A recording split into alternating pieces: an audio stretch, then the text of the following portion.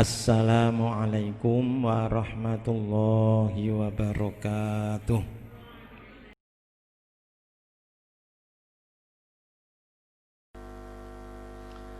Juz 7 ini tadi sudah saya terangkan sambil mempelajarkan juz 7 juga Al-Quran, yaitu juz 21 sampai juz 30. Juz 7 ini isinya hanya menghafalkan kaidah. Jadi umpamanya saja. Juz 7 tidak diajarkan, anak ini berarti sudah sempurna.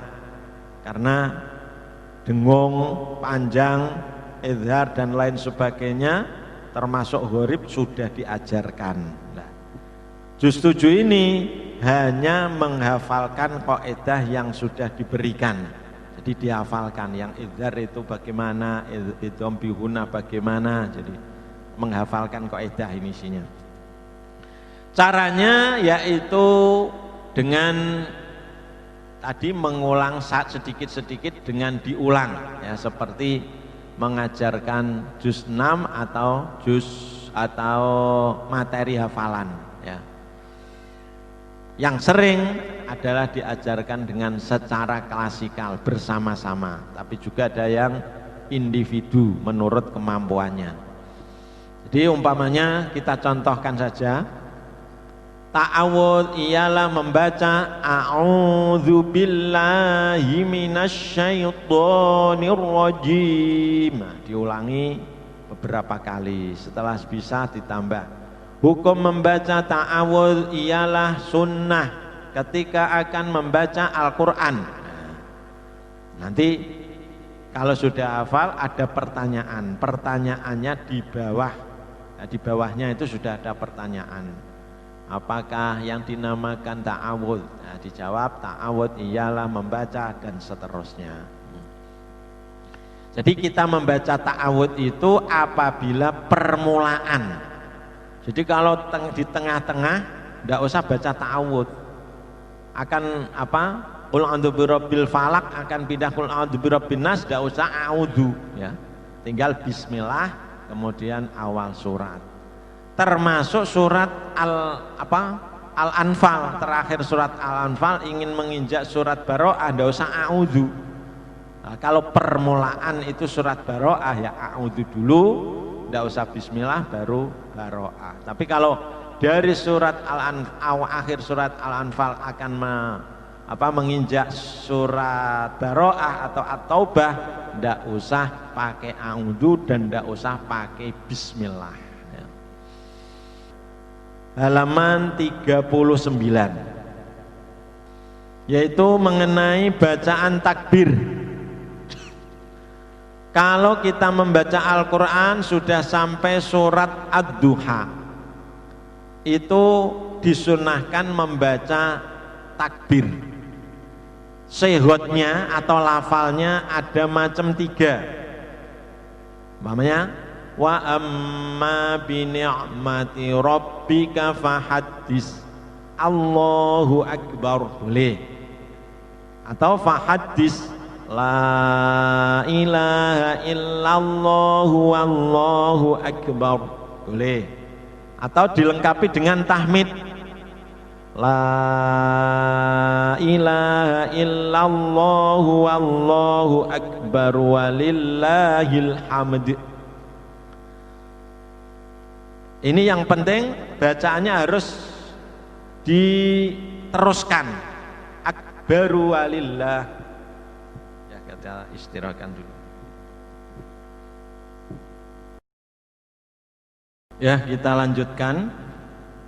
Jadi kalau membacanya takbir ini pakai yang sehat yang ketiga, ini harus diwasolkan.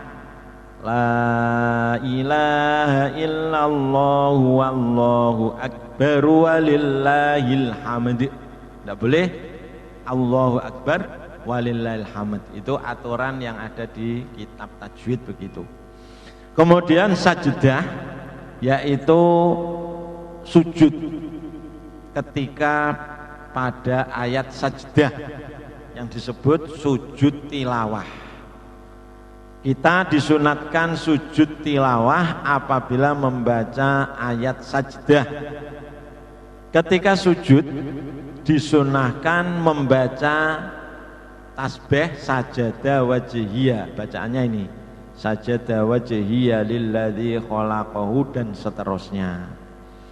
Kalau tidak sujud itu diganti dengan tasbih subhanallahi walhamdulillahi wala ilaha illallah wallahu akbar wala haula wala quwwata illa billahil aliyyil azim. Dibaca berapa kali itu? Ada yang sekali, ada yang 3 kali. Untuk supaya kita lebih mengetahui makhorijul huruf, maka ini akan saya terangkan, karena makhraj adalah yang sangat-sangat penting. Karena salah satu huruf tidak benar, maka baca Quran berarti akan banyak salahnya, yaitu di halaman 40. Makhraj itu artinya tempat keluar huruf, ya, ke huruf, tempat keluarnya huruf, jamaknya makhorijul huruf, ya. Menurut qaul yang masyhur, yaitu diantaranya Imam Ibnul Jazari, Imam Khalil bin Ahmad, itu ada 17. Tapi juga ada yang mengatakan 16, ada juga yang mengatakan 14. Jadi ada 3 macam. Tapi yang masyhur adalah yang mengatakan 17. Maka yang kita ikuti adalah yang qaul yang masyhur, ya. Pertama adalah rongga mulut dan tenggorokan. Rongga itu artinya lubang, berarti keluarnya dari lubang mulut dan lubang tenggorokan, berarti tidak nempel pada anggota badan, hanya pada udaranya saja. Makhraj itu adalah makhrajnya huruf mad, huruf yang kita baca panjang. A, I, U, lah. Panjangnya itulah yang disebut huruf mad. Lah itu makhrajnya tidak nempel. A, maka makhraj ini dinamakan makhraj muqaddar, makhraj yang diperkirakan. Untuk makhraj yang lain namanya adalah makhraj muhaqqaq, yang nyata. Yang kedua adalah pangkal tenggorokan, makhrajnya hamzah dan ha. Tenggorokan yang paling bawah namanya aqsal halqi. Jadi kalau kita membaca huruf H harus dari pangkal tenggorokan. Untuk mengetahui makhraj kita baca sukun. Huruf yang akan kita ketahui, umpamanya H jadi suara terakhir di mana, itulah makhrajnya ya. Ada di tenggorokan yang paling bawah. Maka kita membaca H harus H, hi, hu, tidak boleh A, hi, hu, ha, tidak boleh.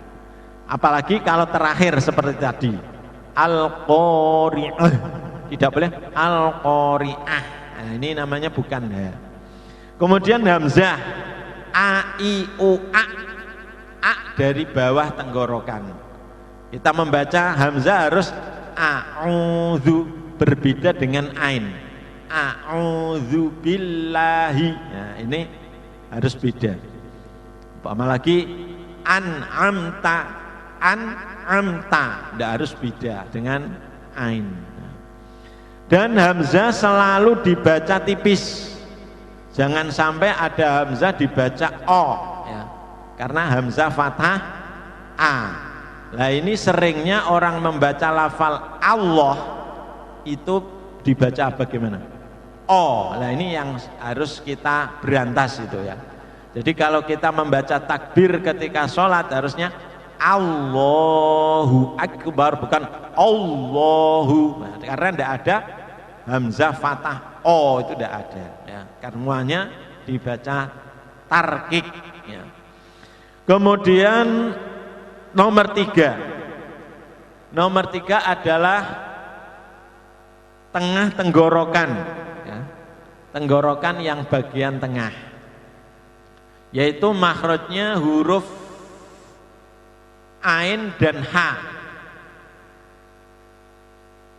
Jadi kalau kita baca ain harus tengah, a i u ya, a i u. Beda dengan hamzah, a dengan a lain. Maka a'udzu,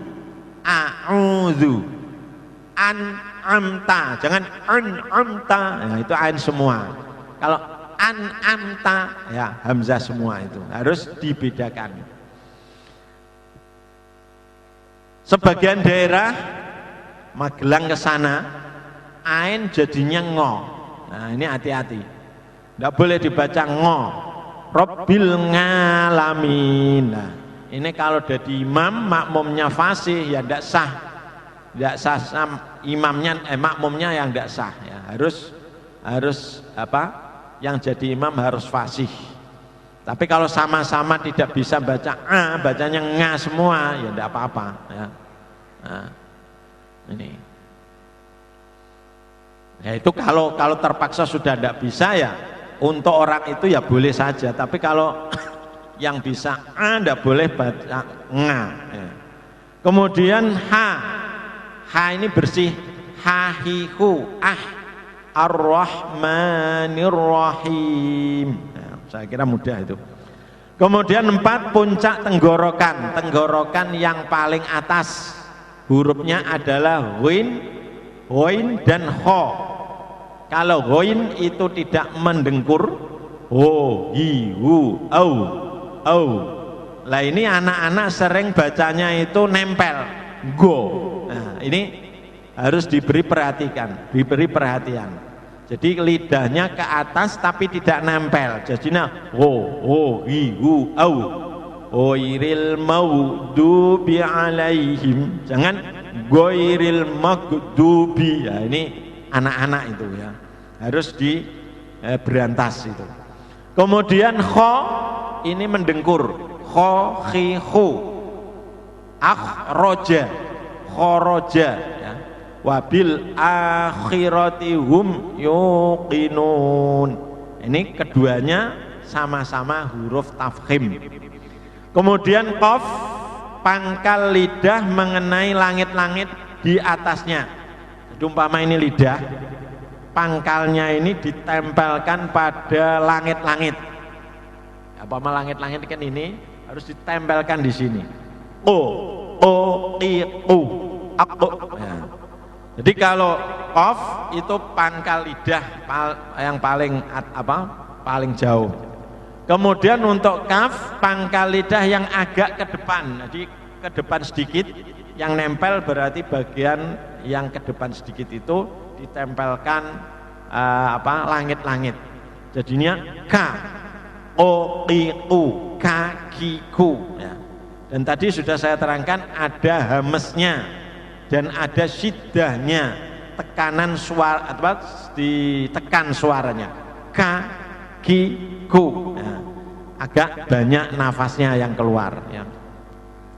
Kemudian tengah lidah dan tengah langit-langit. Jadi umpama ini lidah, tengahnya ini yang nempel pada langit-langit. Jadi gambarnya begini, lidahnya ditempelkan di tengahnya. Berarti yang ujung itu harus ke bawah. Jadi yang ke tengah, yang ke atas hanya atasnya saja. Maka bacaannya harus ji, ju, ajid minasyaitonir rajim. Jangan sampai ujungnya ini ikut ke atas. Minasyaitonir rajim. Nah, itu kemayu kalau gitu ya. Jim itu. Ini jangan begitu, harus begini ya. Kemudian shin. Kalau shin ini tengahnya tidak nempel karena untuk keluar ada sifat tafasyi, keluarnya nafas yang banyak. sya si su ash minasyaitoni ashhadu itu shin ya. Harus banyak nafas yang keluar. Dan bibirnya jangan moncong tapi lebar. Ya, tidak lain dengan ya. Ini makhrajnya shin. Kemudian ya hampir sama dengan jim, artinya nempel tengahnya lidah di atas. Ya yu iyaka jadi tengahnya begini ya, gambarannya begini. Ini lidahnya. Jadi iyaka, jangan sampai ujungnya ke atas nanti berbau za. Izzaka. Ini banyak juga yang bacanya itu karena yang ujungnya kurang ke bawah jadi iyyaka na'budu. Nah, ada bau za. Nah, itu kurang tepat. Nomor 8 adalah dot. Dot ini makhraj yang paling sukar ya. Makhrajnya adalah pinggir kanan kiri atau kanan kiri lidah terkena gigi geraham. Gigi geraham itu setelah gigi taring ya.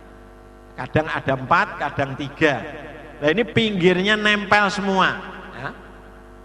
Ya, maka kanan kiri sebaiknya adalah kanan kiri oke, kanan kiri kena ya. Itu gambarannya begini. Lidahnya ke atas, berarti semua ke atas, tidak kelihatan dari depan. Jadi ujung lidah jangan keluar. Jadi prakteknya do di du. Lidah ditekan yang kencang. Jadi jangan sampai ngobos. Kalau pipinya ini masih bergerak atau menggelembung, itu namanya ngobos. Jangan do itu ngobos namanya.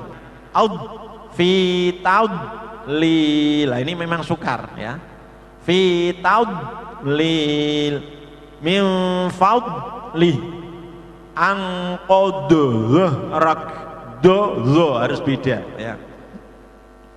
Jadi yang pokoknya pinggir lidah ini nempel pada gigi kanan kiri.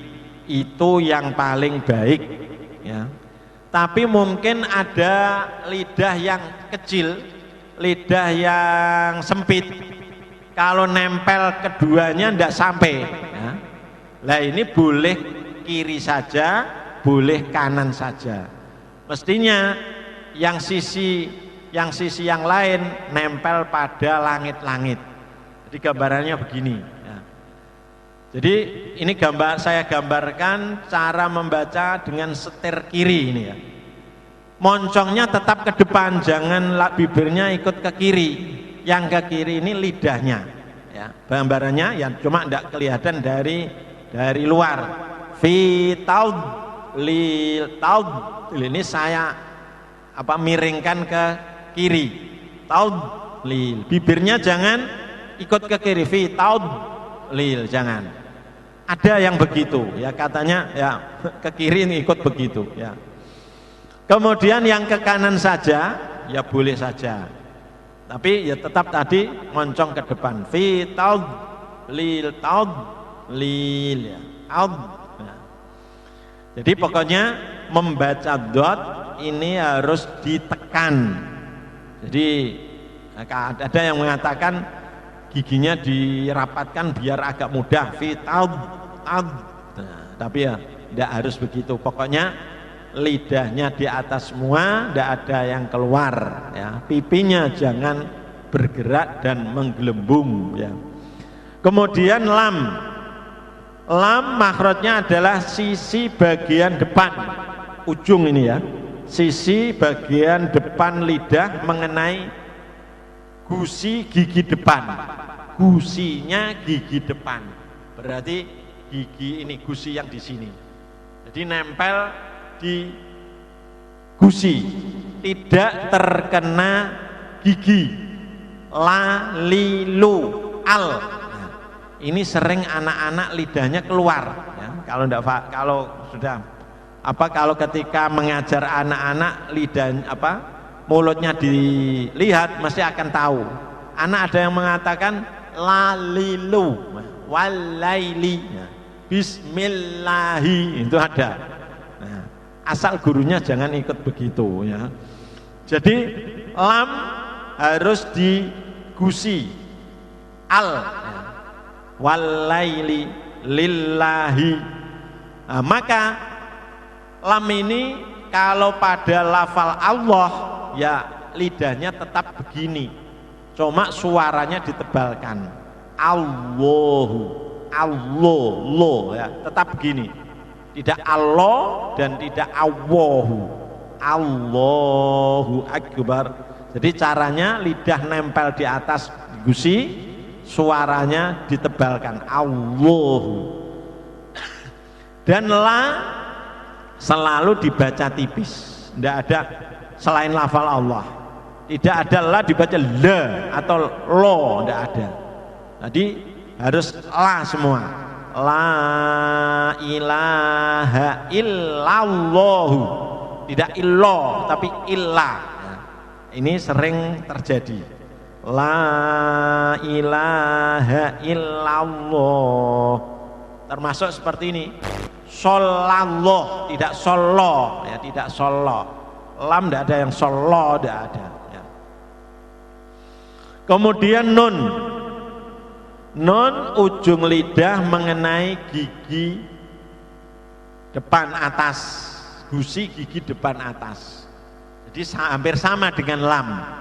Maka lam dengan nun ini namanya mutakoriben, an naninu.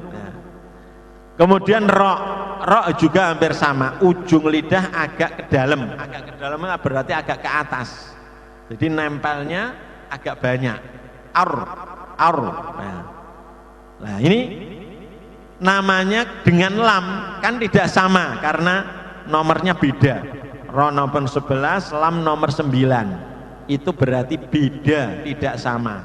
Maka kalau diidghamkan namanya bukan idgham mutajanisen tapi idgham mutaqoribain.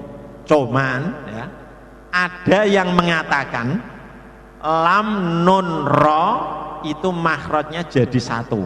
Nah ini mungkin yang mengatakan mutajanisen itu berpendapat makhraj yang jadi satu itu.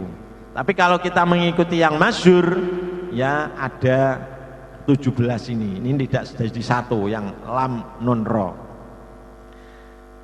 Nah, untuk ro ini kadang-kadang anak sampai agak besar masih belum bisa baca ro, bacanya lo. Nah, bagaimana kalau ada anak begitu ya? Tetap harus diulang-ulang ya. Jangan sudah dilatih tidak bisa ya. Kalau kita menunggu sampai bisa itu pastinya ya lama. Nanti sampai besar kadang-kadang tidak mau naik-naik nanti. Kalau sudah beberapa kali disuruh pelatihan masih begitu, bisa dinaikkan, tapi dengan diberi keterangan. Kamu mestinya roknya belum pas, kamu harus selalu belajar membaca rok, ini kami naikkan. Nah, nanti kalau ada membaca rok salah ya tetap diingatkan, tapi kalau belum bisa ya tidak apa-apa. Cuma gurunya saja jangan yang guru tidak bisa baca roh disuruh mengajar juz 1, bahaya nanti ya.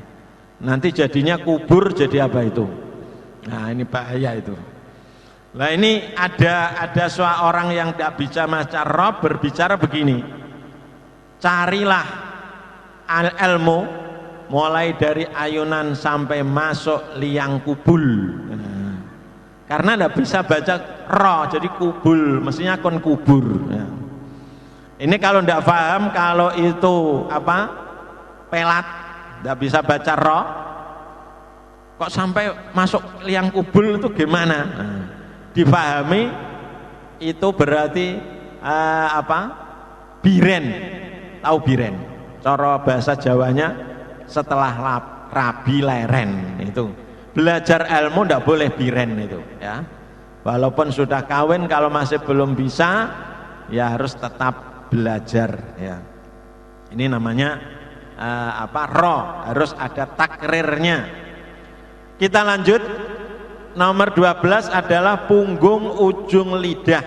Punggung itu berarti agak ke punggung tapi ujung, ya. Di atas lidah tapi agak ke depan, ya.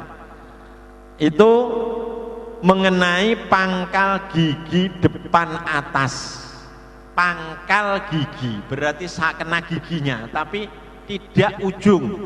Jadi kalau anak-anak baca begini harus supaya ditarik lidahnya, ujungnya harus ditarik, ditempelkan pangkal lidah, ya. Nah ini kecuali kena pangkal lidah yang agak ke atas kena gusi, ya. Nah ini makhrajnya huruf 3 ta dal to, jangan sampai di ujung, berarti kalau membaca ta jangan sampai kelihatan, jangan ta ti tu, ini anak-anak begitu. Dan sering orang dewasa juga begitu, ya. Apalagi kalau membaca T, saya tadi telat, tamat, saya sudah tamat. Nah, maka anjuran saya kalau membaca T Indonesia, ya paling tidak disamakan dengan ta bahasa Arab, supaya nanti kalau baca Quran sudah tidak kesukaran. Walaupun tidak usah ada hamesnya, tidak usah telat, tidak usah begitu. Telat, nah ini sudah lumayan, ya. Tamat, nah, tidak usah tamat, ya. Karena nanti kalau baca Quran tinggal memberi hamesnya, ya. Ini tuh ta, ya. Dan jangan sampai tidak kena gigi, nanti jadinya ta titu, telat, ya. An-amta, ya, salah, ya. Harus kena gigi, an-amta. Dan harus ada hamesnya, an-amta, ta, ada nafas yang banyak.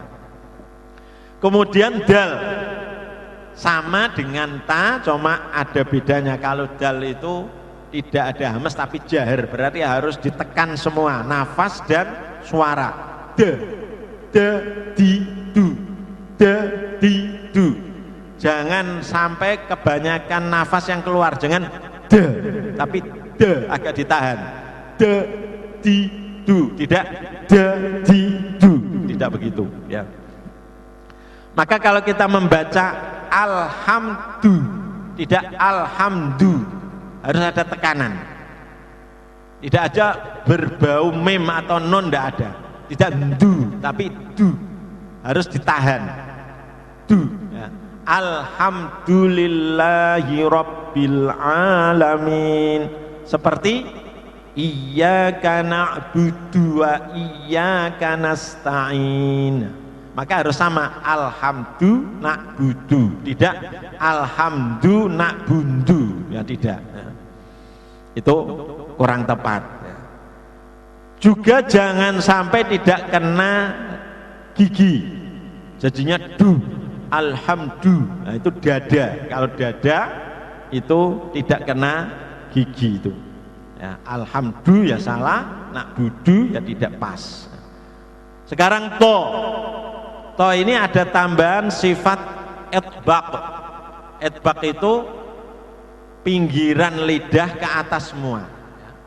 Maka to itu bentuknya lidah begini, tu ti tu, namanya etbaq, ya. Tu ti tu, ya. Ihdinas siratal mustaqim.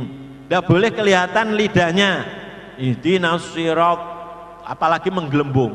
Siratal mustaqim itu juga tidak tepat. Atau tidak kena gigi. Ihdinas siratal mustaqim. Nah, beda, ya. Beda itu namanya, ya. Jadi kena gigi dengan lidah itu sudah beda. Maka harus yang waspada. Kemudian 13, ujung lidah menghadap dan mendekat kepada di antara gigi depan, atas dan bawah. Jadi ujung lidah tidak nempel tapi mendekat, ya. Hurufnya ada 3, za, zi, zu, az. Maka karena mendekat maka suaranya terhimpit sehingga ada suara sofir namanya, ya. Asal suara menyuit, ya. Ini karena terhimpit, ya. Kemudian sin, sa si su as. Jangan sampai salam kok assalamu. Nah, ini ya salah. Ihdinas siratal mustaqim. Ini beda dengan shot.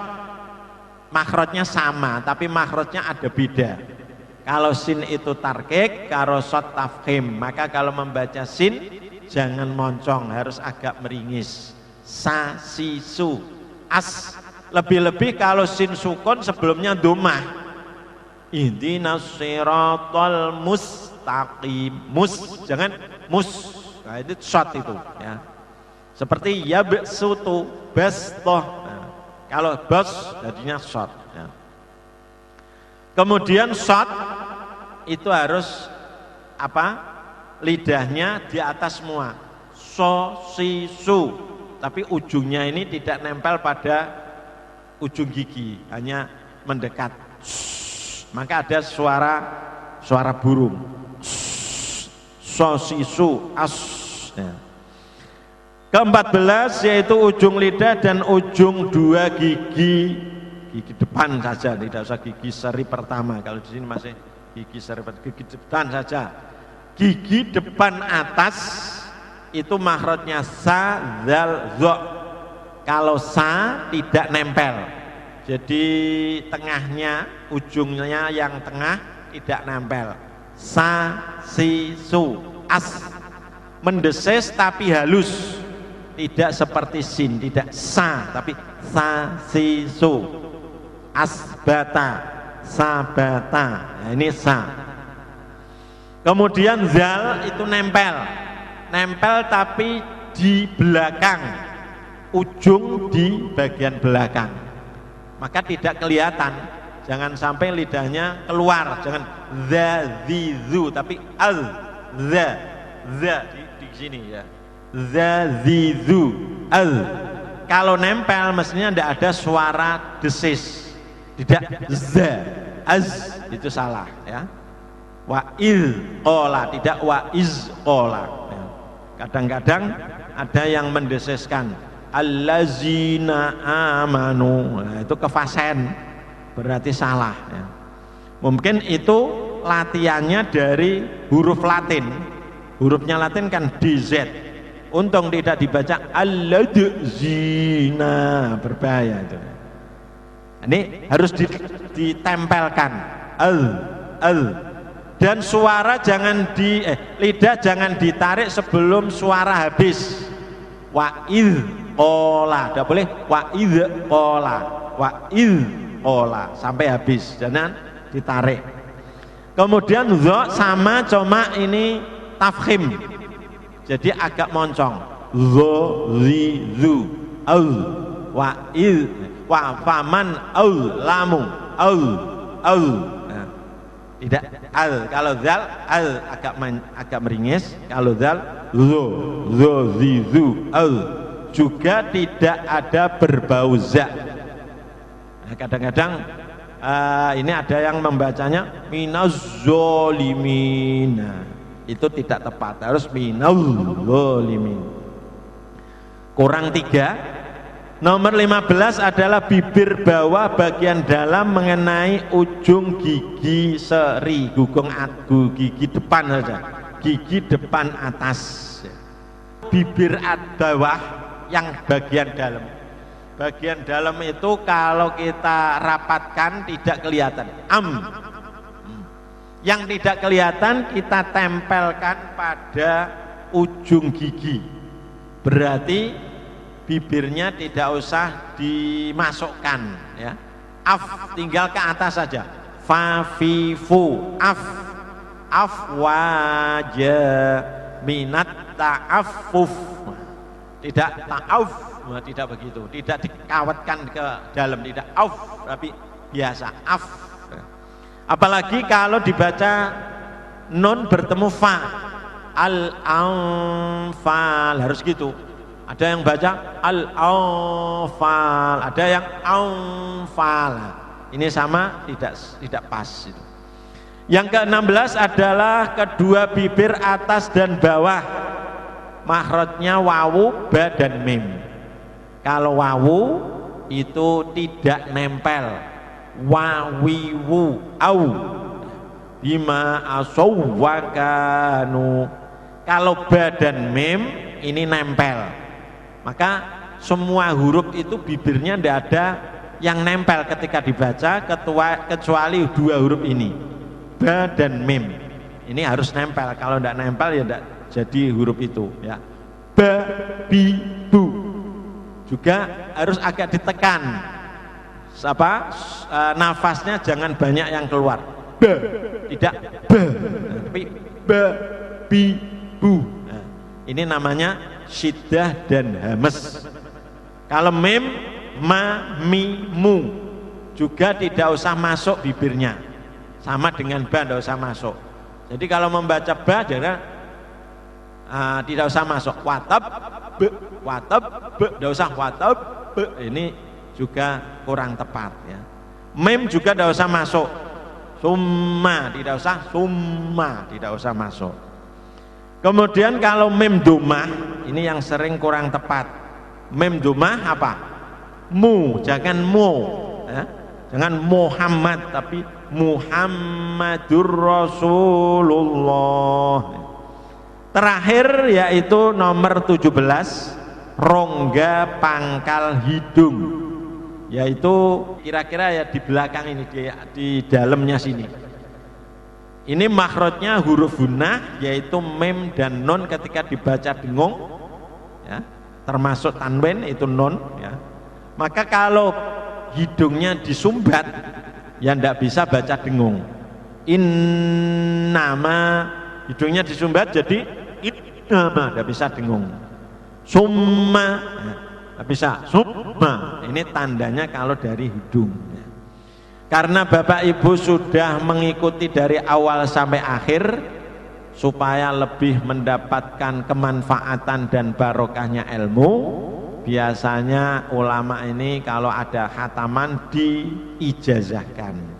Maka saya mengikuti kitab ini, nanti akan saya ijazahkan, nanti dijawab qabiltu ijazataka, ajaztukum yambu'a lil qiraah wal iqra', qabiltu ijazah. Semoga ilmu bisa bermanfaat dan kita pelajari mendapatkan ridho dari Allah Subhanahu wa ta'ala. Untuk keterangannya kami cukupkan sekian. Wallahul muwaffiq ila aqwamit thoriq. Wassalamualaikum warahmatullahi wabarakatuh.